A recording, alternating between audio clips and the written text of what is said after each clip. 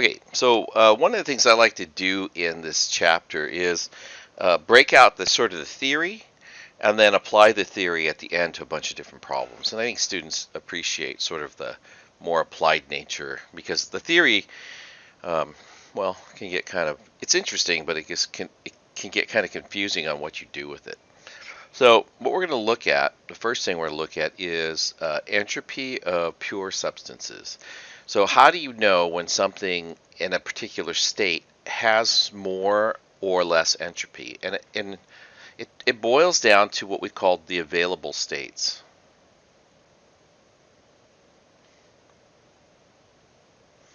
So for example, if we look at CO and CO2, carbon monoxide's Lewis structure looks like this. CO2's Lewis structure looks like this. Without the lone pairs, you could fill the lone pairs in later if you want. Okay, so this being the structure for CO2 and this being the structure for CO, at the same temperature, which one has more ways to distribute energy? And one of the things you actually have to think about is what the molecules actually do with energy. And molecules will absorb energy, and they tend to have, it's part of it is what you've learned so far, is they'll move faster with the energy. But the other thing that happens is molecules are actually flexible. These bonds, that even though we draw them like they're sticks, are just really electrostatic forces attracted to nuclei. In other words, they're like springs, right? They behave like a spring of attraction and repulsion. If they get too close, they repel, but when they're a little further apart, they pull on each other to keep each other at a certain bond length. And so this vibrational energy is one of the things that contributes to available states. Because carbon in carbon monoxide only has oxygen on one side, there really is only one vibrational state as this bond stretches and becomes longer and then collapses and becomes shorter. Okay, so those vibrational frequencies are different for carbon monoxide than on carbon dioxide. Now you have to think about carbon dioxide, and I usually have to show this in class, but you can imagine that these stretch at the same time, going out and in, right? So that at one point it looks like the molecule that I've shown you, but at another point it's like this. And then it can also be like this. And then even more like bizarre is it can be asymmetric. It doesn't have to be symmetric. So you could have it like this with a long bond on one side, right? And vice versa. This bond could be long and this one could be the short one. So that's one thing about like vibrational, what we call stretching modes, that a molecule like CO2 just has more stretching modes. And because of the stretching modes, turns out electrons are in different, I'm going to make it like this, the molecule is in different energies, states when it's that way, and as a result, there's more ways to distribute energy in CO2 than there is carbon monoxide. I should also point out, though, that the CO bond in carbon monoxide doesn't bend. But there are also bending modes where the molecule can flex like this versus this. And we don't usually think about that in general chemistry because we're sort of taught to think, well, we have this bond and it's sort of static. But in fact, the bonds aren't static, and there are a number of different vibrational modes the molecule can be in. Okay, having said that, how do you tell when you look at a molecule like, it's going to have higher entropy or lower entropy, right? Just how complicated it is, right? CO versus CO2. We would expect CO2 to be higher simply because it's just a more complicated molecule. It has more things to move around, and when you give it energy, right, that's what it does with that energy. It moves the molecule around. Now, what about argon versus carbon dioxide? Well, argon, right, atom versus molecule should fall in line with what you've sort of learned about A, right, CO2 being more complicated. And so as it turns out, right, argon versus CO2, we would expect CO2 to be higher in entropy than argon. So if you remember, some of these values, you can find them in the back of your book. And so what I'm going to do is take you quickly there, if I can find the back of the book. And here's CO2, and the highlighted value is the molar entropy. So up here it's joules per Kelvin per mole. That's maybe the best way to say it, actually, molar entropy. For CO and CO2, and what you'll notice is that CO2 has a slightly higher entropy than that of CO. And that has to do with all those available ways for it to use its energy. So here we come to a slightly more difficult choice. I'm not doing A, B, C, D. Sorry, I'm just going down the left column. Slightly more difficult choice. I have NO2 and I have CH3, CH2, CH3. And in just reading it, right, you make the assumption that, gosh, this must have, with all those bonds, must have lots of different vibrational and stretching and bending modes, and in fact it does. So when we go back, you can find these ones in the back of your book. So let's see, I highlighted it. It's this one, 270 versus, sorry, I didn't figure you didn't want to see all the scrolling, versus 240. So in fact, our sort of rule of molecular complexity holds. That complexity gives it, again, more sort of vibrational and more vibrational modes to separate the energy into. So next, let's take a look at methanol liquid versus methanol gas, and then we'll look at the entropies in the back because these ones are also listed. But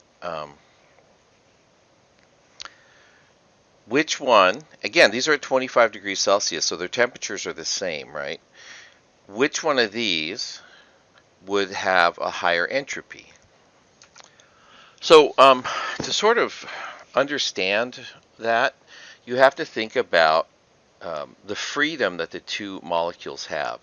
When you have a liquid, the liquids are confined to the presence of other liquids. So what we say is that their translational freedom is small. That is, they can't move around a lot. But for something like methanol, as a gas, has a lot of translational, what we call degrees of freedom. Okay, it has a lot more space that it can cover, a lot more places it can be. So it turns out that also increases the entropy. Maybe a more subtle even variation of that is if you have a gas in a container and you put a hole in it, right? So you go like this. And so the gas can escape. Why does it do that? It does that because the gas outside the container has more translational degrees of freedom. It has more space to fill. And so this is the equivalent of going from a high pressure to low pressure.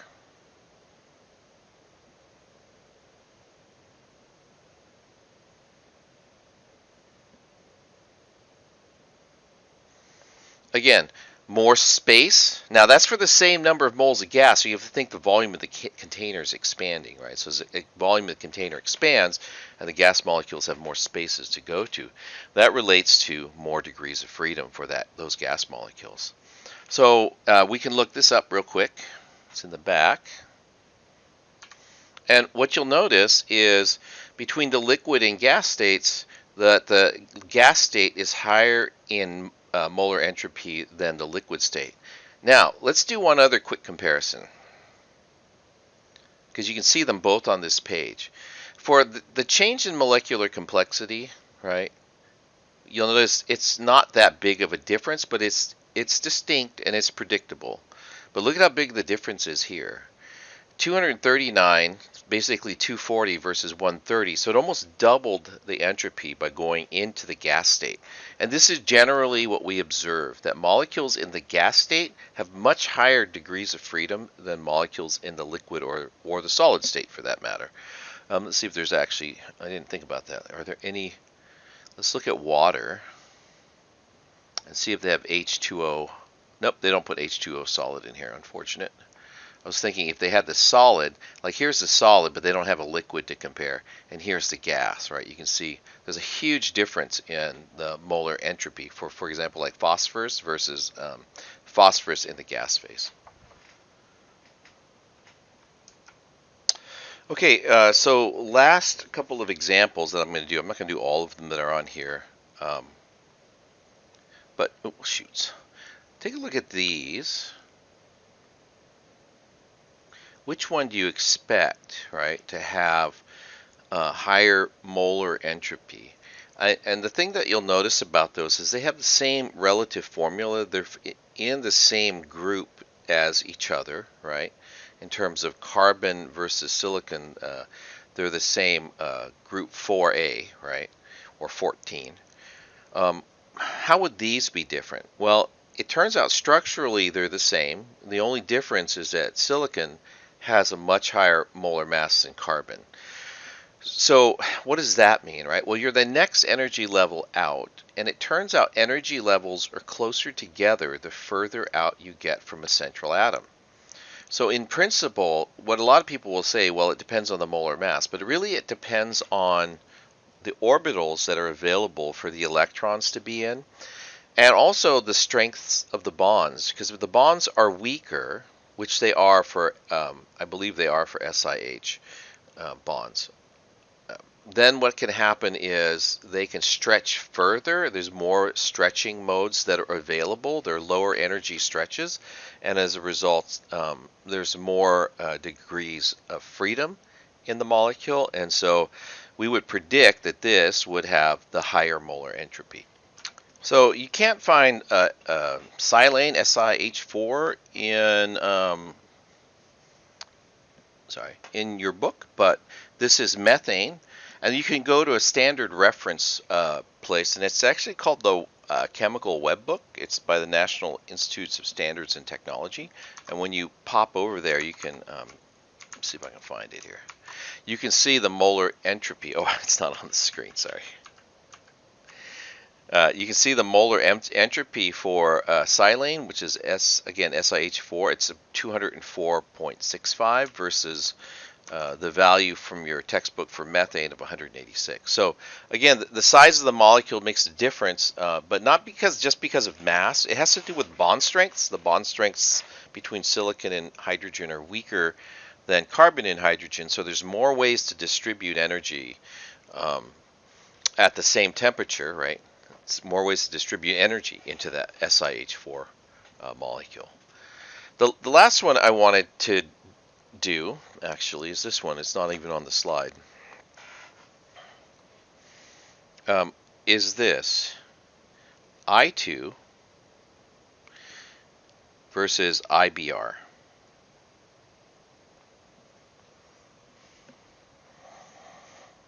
So which one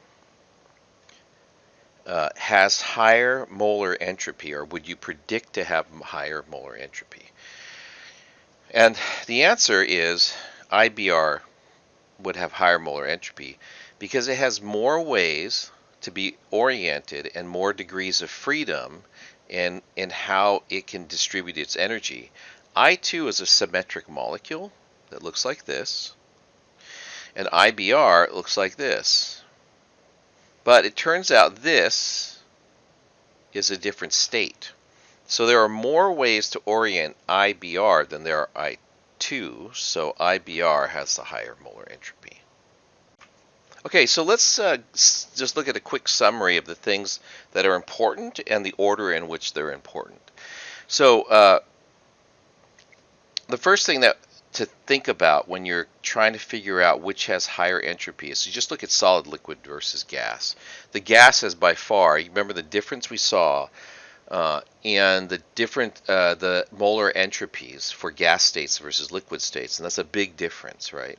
So that's the first thing that we look at. Do we have a lot of gas molecules? How many gas molecules do we have? So if you're looking at a reaction, right, you could tell the relative change in entropy if it's all gas molecules just by looking at the number of gas molecules on each side of the molecule.